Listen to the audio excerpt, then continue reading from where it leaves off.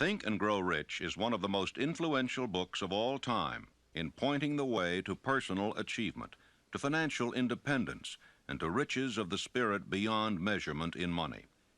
There has never been another book like it, nor ever can be. It was inspired by Andrew Carnegie, who disclosed his formula of personal achievement to the author, Napoleon Hill, many years ago. Carnegie not only made himself a multimillionaire, but he made millionaires of more than a score of men to whom he taught his secret. Another 500 wealthy men revealed the source of their riches to Napoleon Hill, who has spent a lifetime of research in bringing their message to people in all walks of life who are willing to give their thoughts, ideas, and organized plans in return for riches. The riches within your grasp cannot always be measured in money. There are great riches in lasting friendships, harmonious family relationships, sympathy and understanding between business associates, and inner harmony which brings peace of mind measurable only in spiritual values.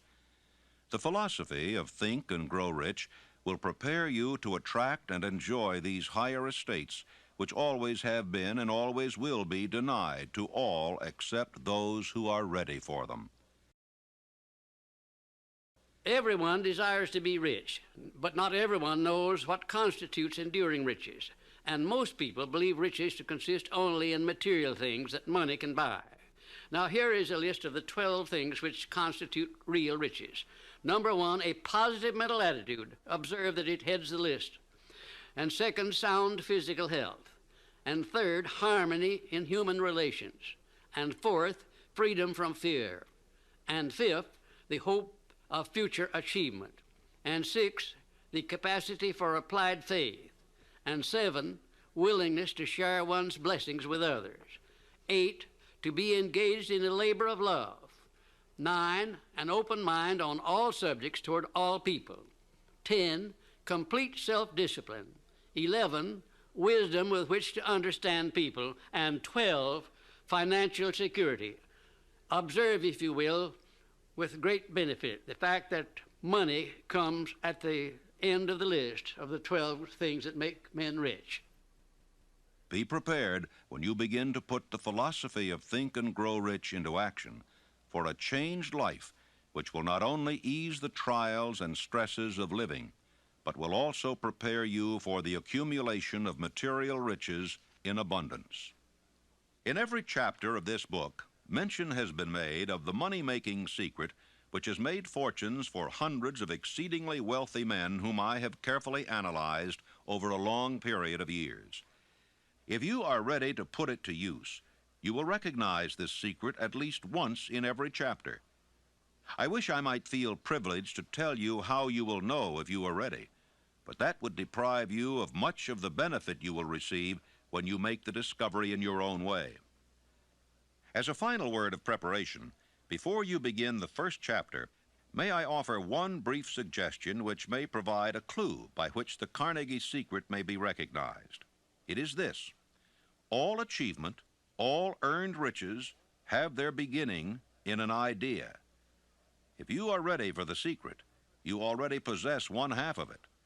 Therefore, you will readily recognize the other half the moment it reaches your mind. When you begin to think and grow rich, you will observe that riches begin with a state of mind, with definiteness of purpose, with little or no hard work. You and every other person ought to be interested in knowing how to acquire that state of mind which will attract riches. I spent 25 years in research because I too wanted to know how wealthy men became that way. My brother and I had matriculated at Georgetown University Law School intending to become lawyers. We didn't have any money, but I did have ability to write, and I promised that I would write stories about successful men, sell them to the magazines, and pay our way through. And my first assignment, fortunately, was with Andrew Carnegie in Pittsburgh. He gave me 3 hours. And when the 3 hours were over, he said, now, this interview is just beginning. Come on out the house, stay all night, and after dinner, we'll take up the interview again. He kept me there 3 days and nights. And believe you me, I was more than flattered. I wondered what it was all about. He kept talking to me about the need for a new philosophy. He said, we've had many philosophies from the days of Socrates and Plato on down to the days of William James and Emerson, but most of them dealt with the moral laws of life. What we need is an economic philosophy for the man of the streets that will enable him to make use of the know-how gained by men like myself over a lifetime of experience. Well, it sounded very nice to me, except for one thing. I didn't know exactly what that word philosophy meant. And finally, at the end of the third day, he said, now look here, I have been talking to you for 3 days about the need for a new philosophy, and I'm going to ask you a question about it. If I commission you to become the author of this philosophy, give you letters of introduction to men whose experiences you will need in collaboration with yourself, are you willing to put in 20 years of research, because that's how long it will take, paying your own way as you go along without any subsidy from me, yes or no? Ladies and gentlemen, there have been many times in my life when I have faced difficult problems and difficult decisions, and I don't think I ever faced one more embarrassing than that. Because when Mr. Carnegie put that proposition to me, my hand was down in my pocket, and I was fiddling with the money that I had there, just about enough to get back to Washington, and if I'd had to stay at a hotel instead of Mr. Carnegie's house, I wouldn't have had that much. I didn't even know the meaning of the word philosophy. And here the richest man in the world wanted me to go to work for him for 20 years without pay. Wasn't that a situation for you? I started to tell Mr. Carnegie, I started to do just exactly what you or the most of us people would have done under the same circumstances. And what do you think that was? What would you have done if you would have faced that sort of proposition, going to work for 20 years without any pay for the richest man in the world? Well, yes, that's what I was about to do. But something inside of me wouldn't let me open my mouth until I got a hunch that if Mr. Carnegie had kept me there for 3 days, it must have been for a purpose. That he must have seen something in me that I didn't know was there. Also, that a man with Mr. Carnegie's reputation for picking men certainly didn't pick me to do a job like that unless he knew I had the ability to do it. And whatever this something was, this silent, invisible person that was standing, looking over my shoulder and whispering in my ear, said, go ahead and tell him yes. I said, Mr. Carnegie, I not only will accept the commission, sir, but you may depend upon it that I will complete it. He said, I like the way you ended that sentence up, and I think you'll do it. You have the job.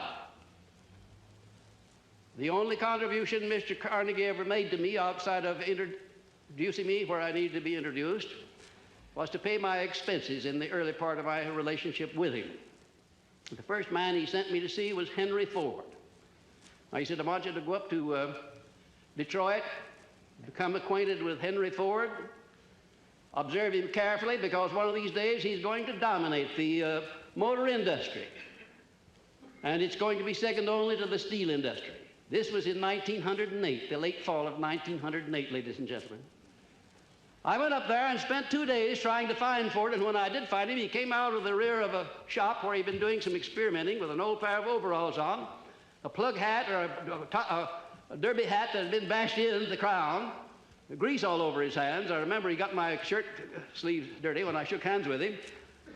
And I sat down for a half hour with Mr. Ford, and about all of his conversation consisted of yes and no, mostly no.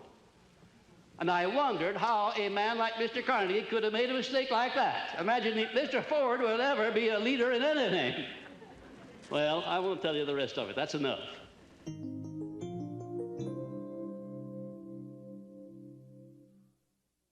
Desire, the starting point of all achievement, the first step toward riches. A long while ago, a great warrior faced a situation which made it necessary for him to make a decision which ensured his success on the battlefield. He was about to send his armies against a powerful foe, whose men outnumbered his own. He loaded his soldiers into boats, sailed to the enemy's country, unloaded soldiers and equipment, then gave the order to burn the ships that had carried them. Addressing his men before the first battle, he said, "You see the boats going up in smoke. That means that we cannot leave these shores alive unless we win. We now have no choice. We win or we perish. They won. Every person who wins in an undertaking must be willing to burn his ships and cut all sources of retreat.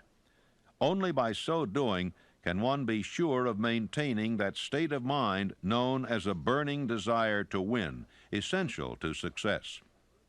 Every human being who reaches the age of understanding of the purpose of money wishes for it. Wishing will not bring riches, but desiring riches with a state of mind that becomes an obsession, then planning definite ways and means to acquire riches, and backing those plans with persistence which does not recognize failure, will bring riches. 6 ways to turn desires into gold. The method by which desire for riches can be transmuted into its financial equivalent consists of 6 definite practical steps. That is, first, fix in your mind the exact amount of money you desire. It is not sufficient merely to say, "I want plenty of money." Be definite as to the amount. There is a psychological reason for definiteness, which will be described in a subsequent chapter. Second, determine exactly what you intend to give in return for the money you desire. There is no such reality as something for nothing. Third, establish a definite date when you intend to possess the money you desire. Fourth, create a definite plan for carrying out your desire, and begin at once, whether you are ready or not, to put this plan into action. Fifth, write out a clear, concise statement of the amount of money you intend to acquire, name the time limit for its acquisition, state what you intend to give in return for the money, and describe clearly the plan through which you intend to accumulate it. Sixth, read your written statement aloud twice daily, once just before retiring at night and once after arising in the morning.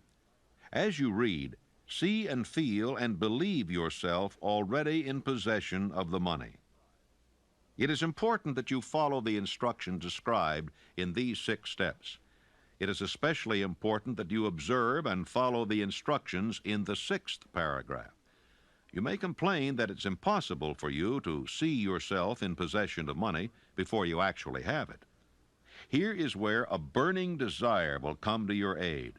If you truly desire money so keenly that your desire is an obsession, you will have no difficulty in convincing yourself that you will acquire it. The object is to want money and to become so determined to have it that you convince yourself you will have it. Can you imagine yourself a millionaire? To the uninitiated, who has not been schooled in the working principles of the human mind, these instructions may appear impractical.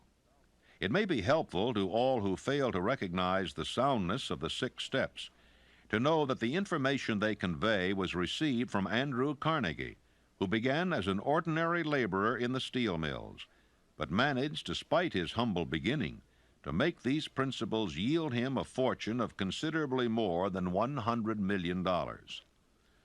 It may be a further help to know that the 6 steps here recommended were carefully scrutinized by the late Thomas A. Edison, who placed his stamp of approval upon them as being not only the steps essential for the accumulation of money, but for the attainment of any goal. The steps call for no hard labor. They call for no sacrifice. They do not require one to become ridiculous or credulous. To apply them calls for no great amount of education. But the successful application of these 6 steps does call for sufficient imagination to enable one to see and to understand that accumulation of money cannot be left to chance, good fortune, and luck. One must realize that all who have accumulated great fortunes first did a certain amount of dreaming, hoping, wishing, desiring, and planning before they acquired money. You may as well know right here that you can never have riches in great quantity unless you can work yourself into a white heat of desire for money and actually believe you will possess it. If the thing you wish to do is right and you believe in it, go ahead and do it. Put your dream across and never mind what they say if you meet with temporary defeat, for they, perhaps, do not know that every failure brings with it the seed of an equivalent success. Thomas Edison dreamed of a lamp that could be operated by electricity, began where he stood to put his dream into action, and despite more than 10,000 failures, he stood by that dream until he had made it a physical reality. Practical dreamers do not quit. Imagine a man, for instance, standing by through 10,000 different failures, as Mr. Edison did, before giving up. His personal initiative was so definite that he told me that if he hadn't found the secret of the incandescent electric lamp, that at that very moment he would be in the laboratory working on it instead of being out there wasting his time talking with me. And then in a more serious note, Mr. Edison said, you know, I had to succeed because I finally ran out of things that wouldn't work. And I've thought of that so many times, wondering why more people don't keep on keeping on until they run out of things that won't work, for then they're bound to find the thing that will work. There is a difference between wishing for a thing and being ready to receive it. No one is ready for a thing until he believes he can acquire it. The state of mind must be belief, not mere hope or wish. Open-mindedness is essential for belief. Closed minds do not inspire faith, courage, and belief. Remember, no more effort is required to aim high in life, to demand abundance and prosperity, than is required to accept misery and poverty.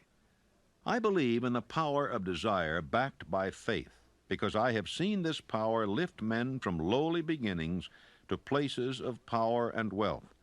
I have seen it rob the grave of its victims. I have seen it serve as the medium by which men staged a comeback after having been defeated in 100 different ways. I have seen it provide my own son with a normal, happy, successful life, despite nature's having sent him into the world without ears. When my second son, Blair, was born, he was born without ears. And the doctors told me that he would be a deaf mute all of his life. I told them he would not be a deaf mute and that he would live to have 100% of his hearing just like other children.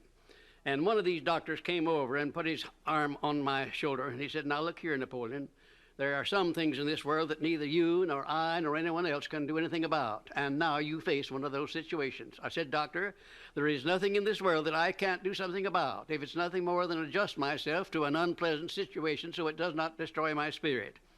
I went to work on that child through prayer before I ever saw him. I worked on him continuously, almost 4 hours a day for the first 4 years of his life. And at the age of about 18 months, we recognized that he was beginning to hear. We didn't know just how much, but by the time he had reached the 4th year, he had developed 65% of his normal hearing. And in his 3rd year in college, in the University of West Virginia, the Acousticon Company, manufacturer of hearing aids, heard about this unusual case, the only one of its kind in the world where a child born without ears ever learned to hear. Came down to the University of West Virginia and made him a special hearing aid that gave him the other 35% of his hearing, and Blair today has 100% of his hearing just exactly like I said he would. It's almost one of the modern miracles of medical science that this thing happened, and the doctors today don't know exactly how it did happen. I'm not sure that I did, but I know what I was doing to help bring it about.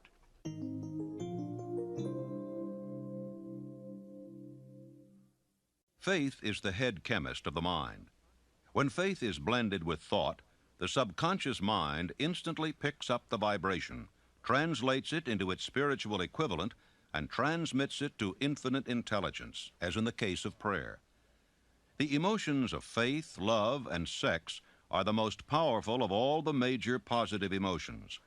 When the three are blended, they have the effect of coloring thought in such a way that it instantly reaches the subconscious mind, where it is changed into its spiritual equivalent, the only form that induces a response from infinite intelligence. How to develop faith? There comes now a statement which will give a better understanding of the importance the principle of autosuggestion assumes in the transmutation of desire into its physical or monetary equivalent. Namely, faith is a state of mind which may be induced or created by affirmation or repeated instructions to the subconscious mind through the principle of autosuggestion. Repetition of affirmation of orders to your subconscious mind is the only known method of voluntary development of the emotion of faith. No one is doomed to bad luck. There are millions of people who believe themselves doomed to poverty and failure because of some strange force over which they believe they have no control.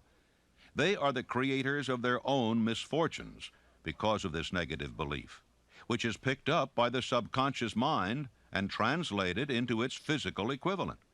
In language which any normal human being can understand, we will describe all that is known about the principle through which faith may be developed where it does not already exist. Have faith in yourself, faith in the infinite.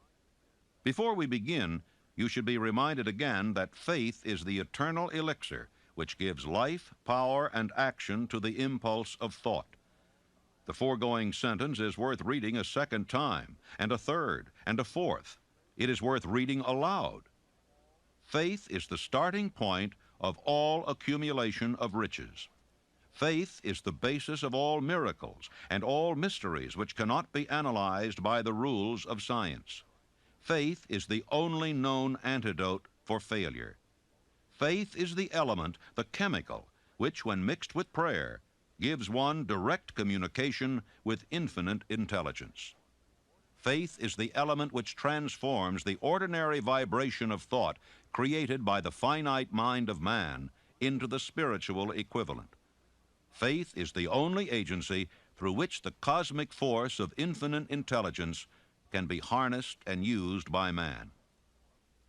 Thoughts which are mixed with any of the feelings of emotions constitute a magnetic force which attracts other similar or related thoughts. Now let us go back to the starting point and become informed as to how the original seed of an idea, plan, or purpose may be planted in the mind. The information is easily conveyed. Any idea, plan, or purpose may be placed in the mind through repetition of thought. This is why you are asked to write out a statement of your major purpose or definite chief aim, commit it to memory, and repeat it in audible words day after day until these vibrations of sound have reached your subconscious mind. Resolve to throw off the influences of any unfortunate environment and to build your own life to order. Taking inventory of mental assets and liabilities, you may discover that your greatest weakness is lack of self-confidence. This handicap can be surmounted and timidity translated into courage through the aid of the principle of autosuggestion. The application of this principle may be made through a simple arrangement of positive thought impulses stated in writing, memorized, and repeated until they become a part of the working equipment of the subconscious faculty of your mind. Self-confidence formula. First, I know that I have the ability to achieve the object of my definite purpose in life. Therefore, I demand of myself persistent, continuous action toward its attainment, and I here and now promise to render such action. Second, I realize the dominating thoughts of my mind will eventually reproduce themselves in outward physical action and gradually transform themselves into physical reality. Therefore, I will concentrate my thoughts for 30 minutes daily upon the task of thinking of the person I intend to become, thereby creating in my mind a clear mental picture. Third, I know through the principle of autosuggestion, any desire that I persistently hold in my mind will eventually seek expression through some practical means of attaining the object back of it. Therefore, I will devote 10 minutes daily to demanding of myself the development of self-confidence. Fourth, I have clearly written down a description of my definite chief aim in life, and I will never stop trying until I shall have developed sufficient self-confidence for its attainment. Fifth, I fully realize that no wealth or position can long endure unless built upon truth and justice. Therefore, I will engage in no transaction which does not benefit all whom it affects. I will succeed by attracting to myself the forces I wish to use and the cooperation of other people. I will induce others to serve me because of my willingness to serve others. I will eliminate hatred, envy, jealousy, selfishness, and cynicism by developing love for all humanity, because I know that a negative attitude toward others can never bring me success. I will cause others to believe in me because I will believe in them and in myself. I will sign my name to this formula, commit it to memory, and repeat it aloud once a day with full faith that it will gradually influence my thoughts and actions so that I will become a self-reliant and successful person. The disaster of negative thinking. The subconscious mind makes no distinction between constructive and destructive thought impulses. It works with the material we feed it through our thought impulses.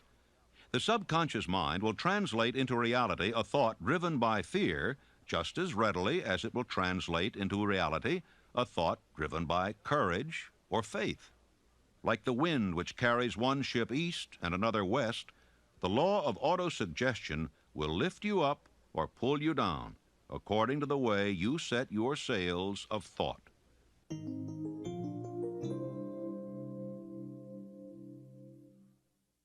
Autosuggestion, the medium for influencing the subconscious mind, the third step toward riches. Autosuggestion is a term which applies to all suggestions and all self-administered stimuli which reach one's mind through the five senses. Stated in another way, autosuggestion is self-suggestion. It is the agency of communication between that part of the mind where conscious thought takes place and that which serves as the seat of action for the subconscious mind. See and feel money in your hands.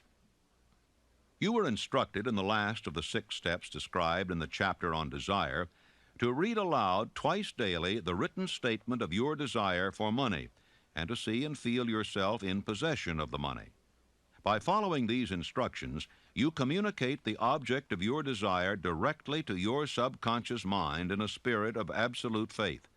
Through repetition of this procedure, you voluntarily create thought habits which are favorable to your efforts to transmute desire into its monetary equivalent. Remember, therefore, when reading aloud the statement of your desire, through which you are endeavoring to develop a money consciousness, that the mere reading of the words is of no consequence unless you mix emotion or feeling with your words. Your subconscious mind recognizes and acts only upon thoughts which have been well mixed with emotion or feeling. Plain, unemotional words do not influence the subconscious mind. You will get no appreciable results until you learn to reach your subconscious mind with thoughts or spoken words which have been well emotionalized with belief. Do not become discouraged if you cannot control and direct your emotions the first time you try to do so. Remember, there is no such possibility as something for nothing. You cannot cheat even if you desire to do so. The price of ability to influence your subconscious mind is everlasting persistence in applying the principles described here. You cannot develop the desired ability for a lower price. You and you alone must decide whether or not the reward for which you are striving, the money consciousness, is worth the price you must pay for it in effort. Your ability to use the principle of autosuggestion will depend very largely upon your capacity to concentrate upon a given desire until that desire becomes a burning obsession.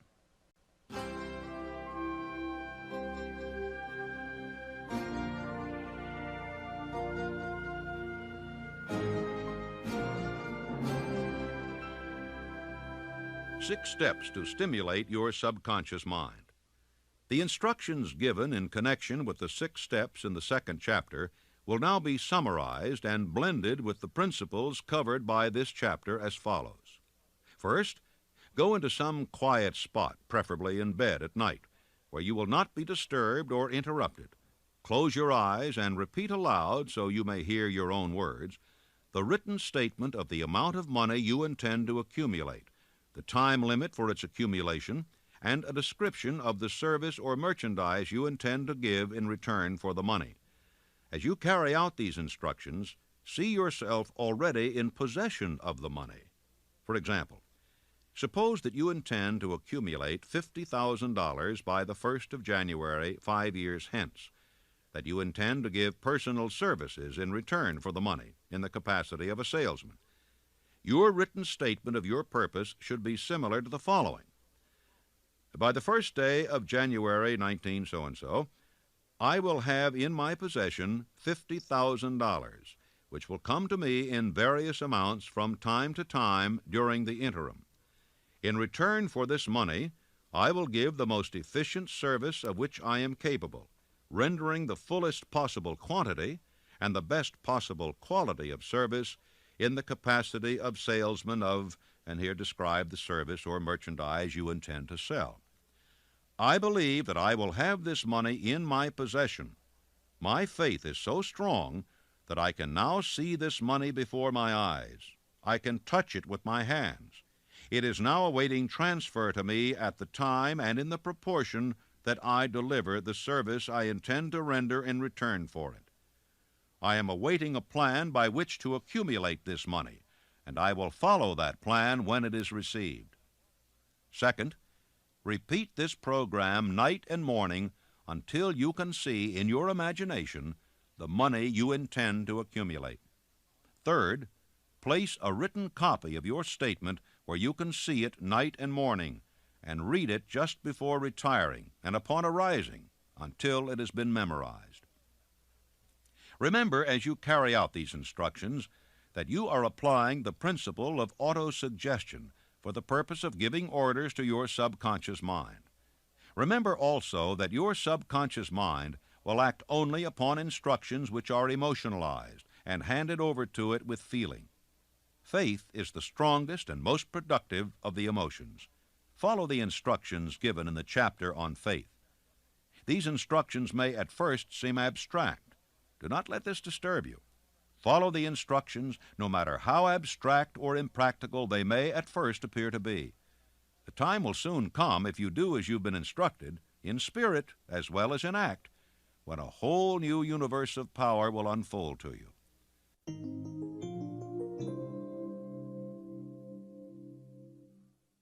Specialized knowledge, personal experiences or observations, the fourth step toward riches. There are two kinds of knowledge. One is general, the other is specialized.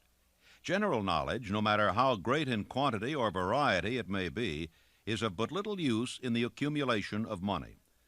The faculties of the great universities possess in the aggregate practically every form of general knowledge known to civilization. Most of the professors have but little money. They specialize on teaching knowledge, but they do not specialize on the organization or the use of knowledge. Knowledge will not attract money unless it is organized and intelligently directed through practical plans of action to the definite end of accumulation of money. Lack of understanding of this fact has been the source of confusion to millions of people who falsely believe that knowledge is power. It is nothing of the sort. Knowledge is only potential power. It becomes power only when and if it is organized into definite plans of action and directed to a definite end.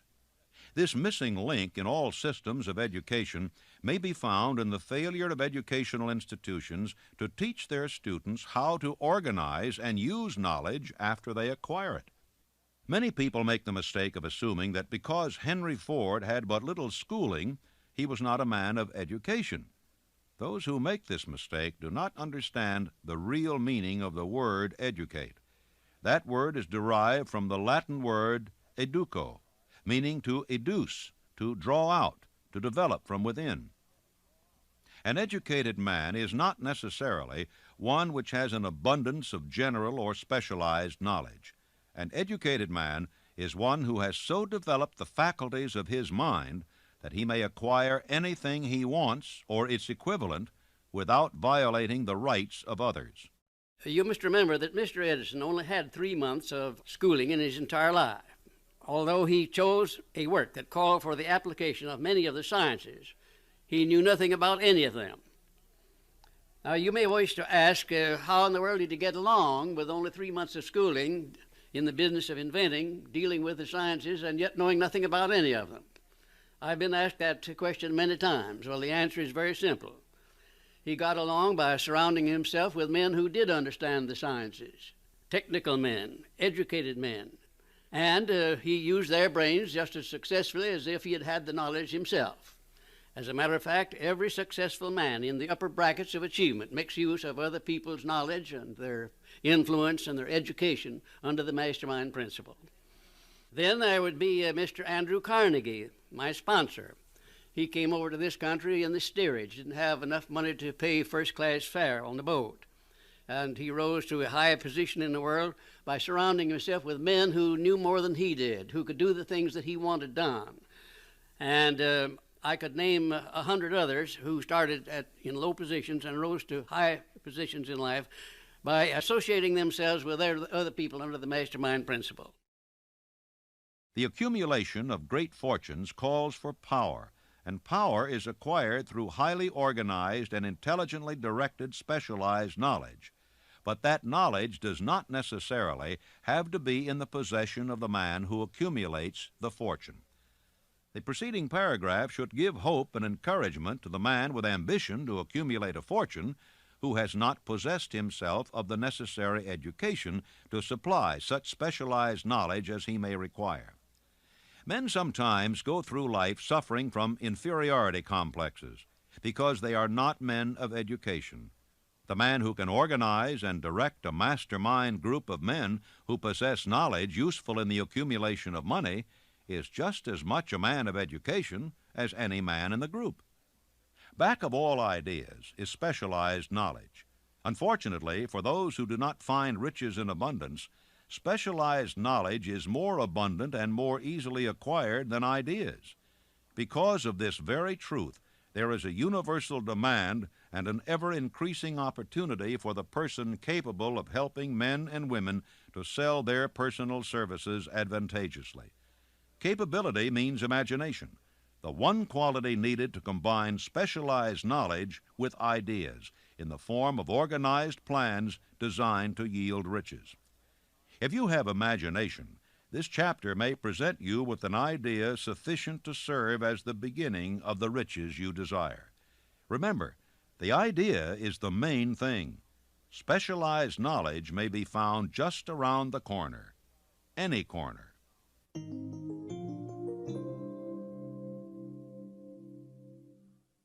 Imagination, the workshop of the mind, the fifth step toward riches.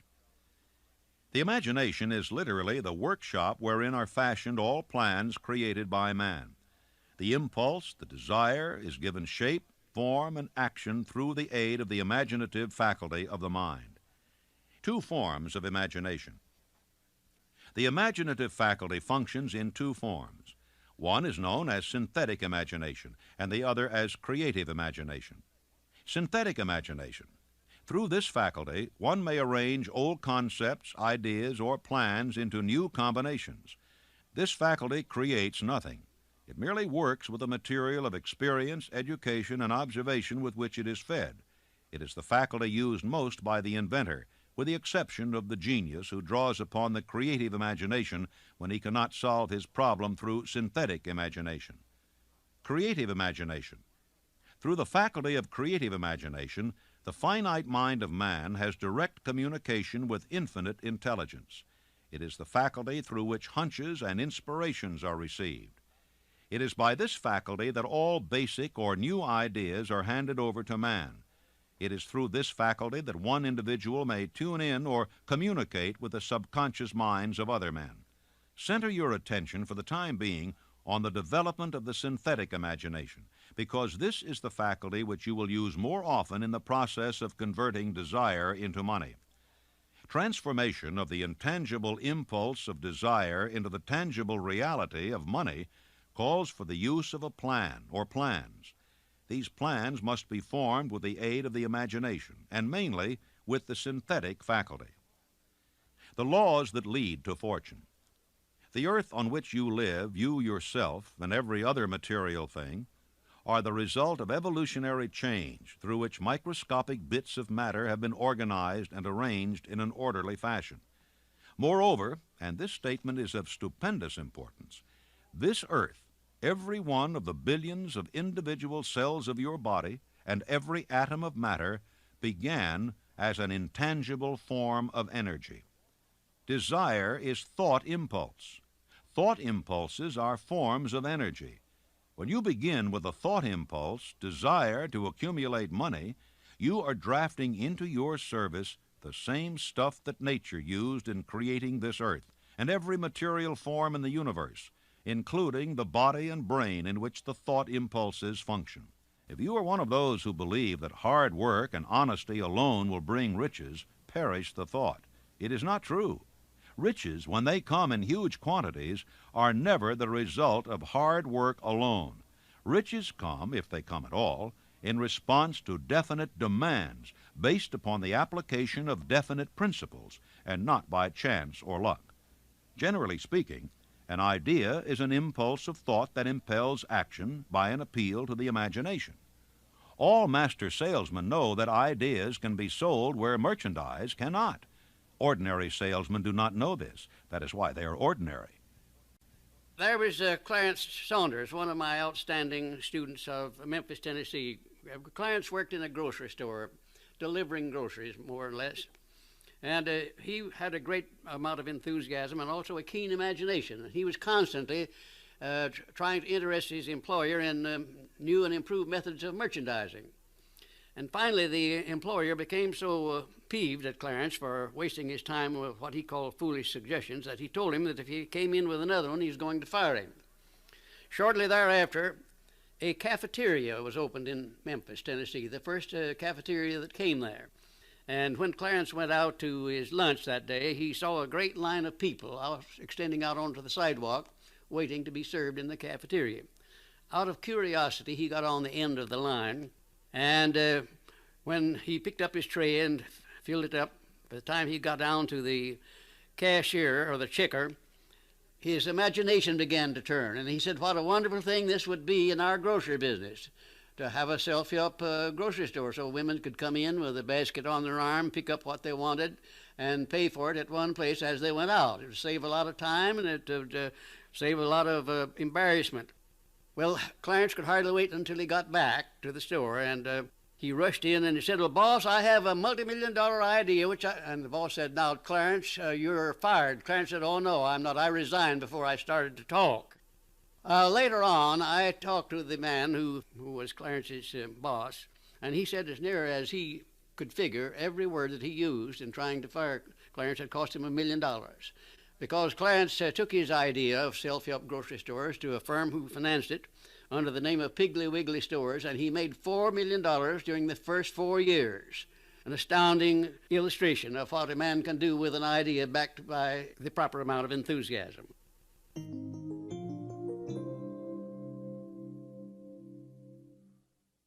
Organized planning, the crystallization of desire into action, the sixth step toward riches. You have learned that everything man creates or acquires begins in the form of desire. That desire is taken on the first lap of its journey from the abstract to the concrete into the workshop of the imagination, where plans for its transition are created and organized. You will now be instructed how to build plans which will be practical, namely, A, ally yourself with a group of as many people as you may need for the creation and carrying out of your plan or plans for the accumulation of money, making use of the mastermind principle described in a later chapter. Compliance with this instruction is absolutely essential. Do not neglect it. B, before forming your mastermind alliance, decide what advantages and benefits you may offer the individual members of your group in return for their cooperation. No one will work indefinitely without some form of compensation. No intelligent person will either request or expect another to work without adequate compensation, although this may not always be in the form of money. C, arrange to meet with the members of your mastermind group at least twice a week, and more often if possible, until you have jointly perfected the necessary plan or plans for the accumulation of money. D, maintain perfect harmony between yourself and every member of your mastermind group. If you fail to carry out this instruction to the letter, you may expect to meet with failure. The mastermind principle cannot obtain where perfect harmony does not prevail. Keep in mind these facts. First, you are engaged in an undertaking of major importance to you. To be sure of success, you must have plans which are faultless. Second, you must have the advantage of the experience, education, native ability, and imagination of other minds. This is in harmony with the methods followed by every person who has accumulated a great fortune. The most intelligent man living cannot succeed in accumulating money, nor in any other undertaking, without plans which are practical and workable. Just keep this fact in mind, and remember, when your plans fail, that temporary defeat is not permanent failure. It may only mean that your plans have not been sound. Build other plans. Start all over again. No follower of this philosophy can reasonably expect to accumulate a fortune without experiencing temporary defeat. When defeat comes, accept it as a signal that your plans are not sound. Rebuild those plans and set sail once more toward your coveted goal. If you give up before your goal has been reached, you are a quitter. A quitter never wins, and a winner never quits. Lift this sentence out. Write it on a piece of paper in letters an inch high, and place it where you will see it every night before you go to sleep, and every morning before you go to work. Take my son Blair, for instance, who was born without any sign of ears.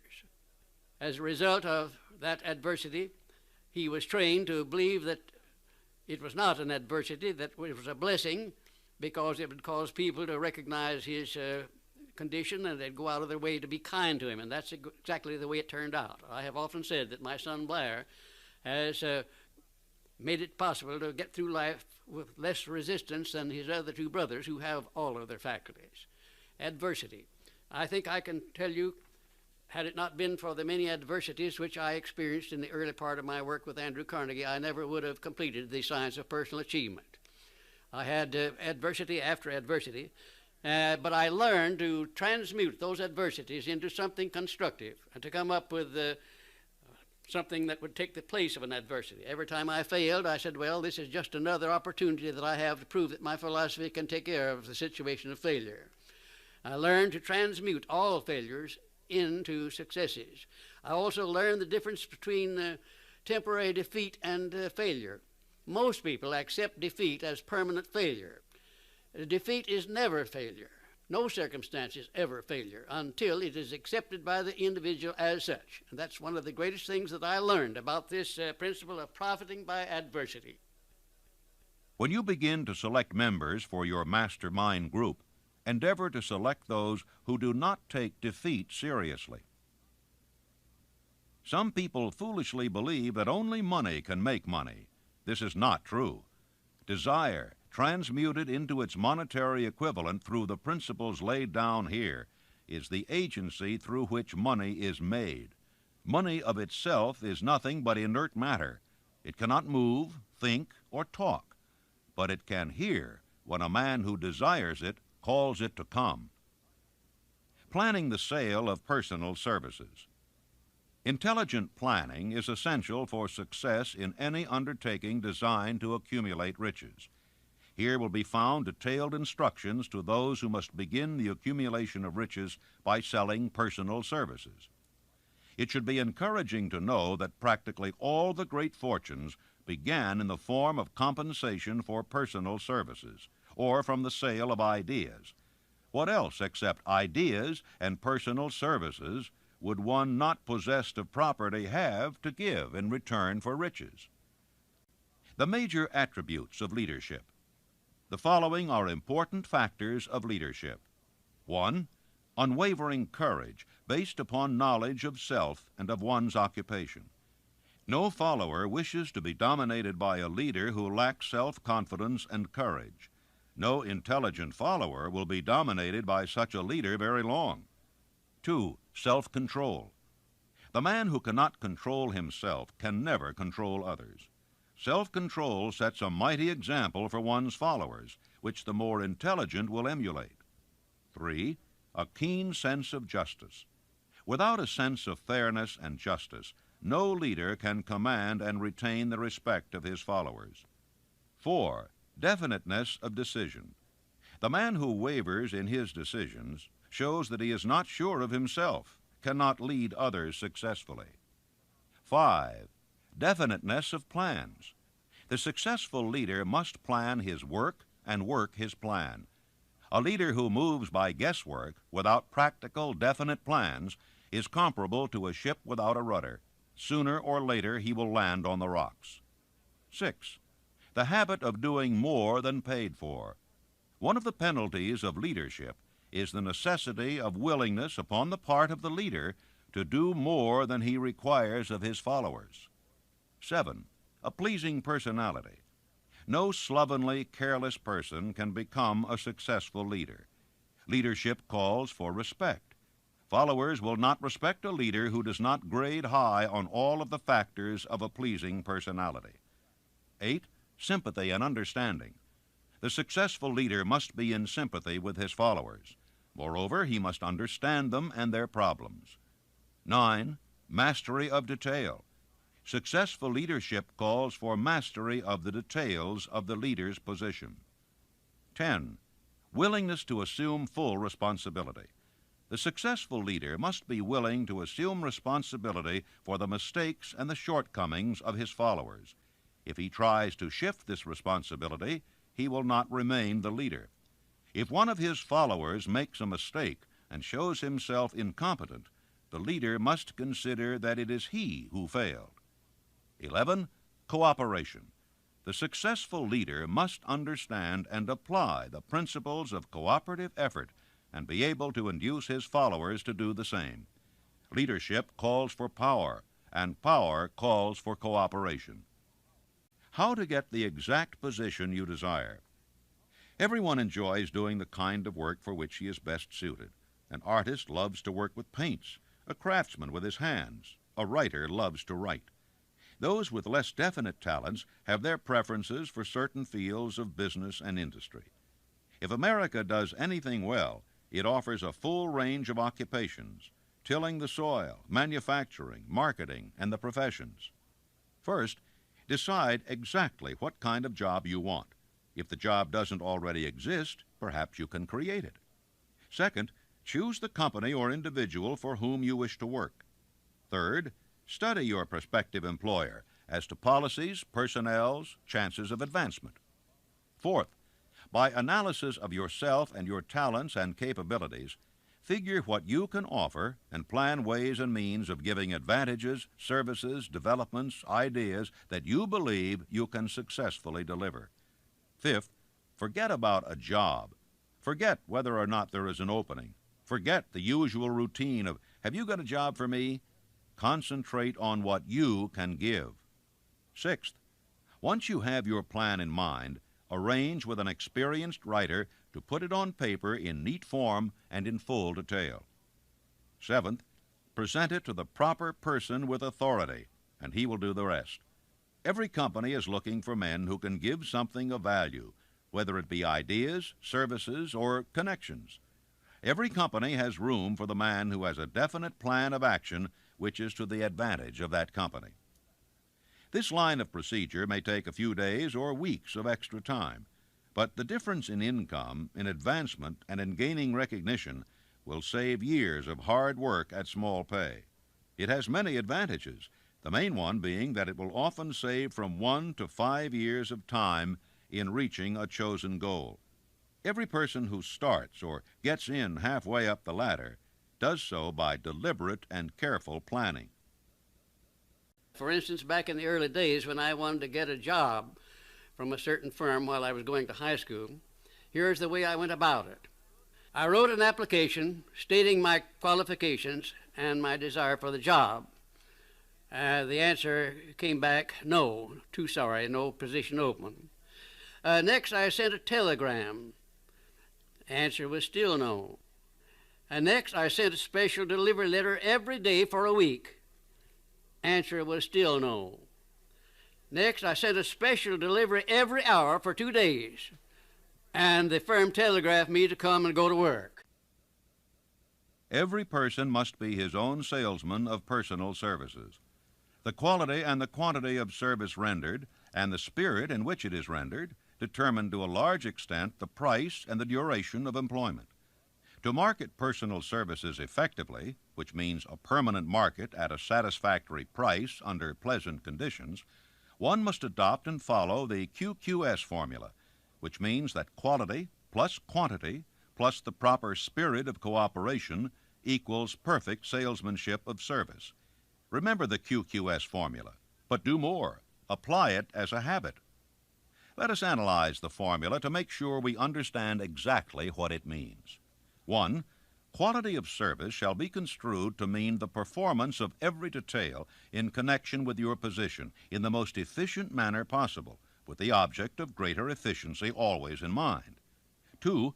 Quantity of service shall be understood to mean the habit of rendering all the service of which you are capable at all times, with the purpose of increasing the amount of service rendered as greater skill is developed through practice and experience. Emphasis is again placed on the word habit. 3. Spirit of service shall be construed to mean the habit of agreeable, harmonious conduct which will induce cooperation from associates and fellow employees. Let me relate my experience with Franklin D. Roosevelt in the White House in 1933, and will give you a fine indication of how the students of this philosophy may profit by this important principle. First of all, let me define the principle of going the extra mile. It means rendering more service and better service than you are paid to render, and doing it all the time, and doing it in a pleasing, positive mental attitude. When I went to work for the president in 1933, nothing was said at the beginning about how much I was to receive or who was to pay it.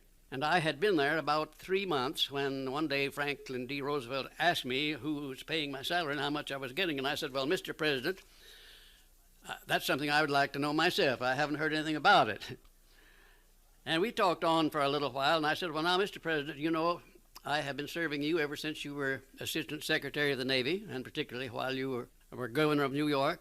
And you will recall, of course, that up to this time I have never rendered you a bill or asked you to pay me $1 for my services, and I'm not going to start now. But if you insist upon it, suppose you put me on the payroll at $1 a year. And that's exactly what he did. Well, I took my typewriter down to the White House, and when I wasn't actually serving the president or some member of his staff or cabinet, I started writing books. I wrote 6 books that first year, among them Think and Grow Rich, the book that has made me popular all over the world, you might say. I had no intention of publishing that book when I was writing it. I was writing it to myself to keep my mind positive in those days of chaos. Well, some 3 years after I left the service of the president, I got out these manuscripts and read them, and I made up my mind that the only one worth publishing was Think and Grow Rich. And when I took it to my publisher, he said, well, what is in this book that leads you to believe it would sell? I said, you will have to read it to find out. He took it home with him and read it. He had his whole staff read it paragraph by paragraph, and then they took a vote on it, and they voted unanimously that it was the best manuscript that ever came to that publishing house. They printed it, put it to work, and it's been selling as a bestseller all over the world up to this time. It has grossed over $18 million, and probably will gross many more millions of dollars while I'm still alive. It's been translated into many languages. It was endorsed by Mahatma Gandhi and distributed widely throughout India. It went from there to Brazil, where it was translated into the Portuguese language and is widely distributed throughout Latin America.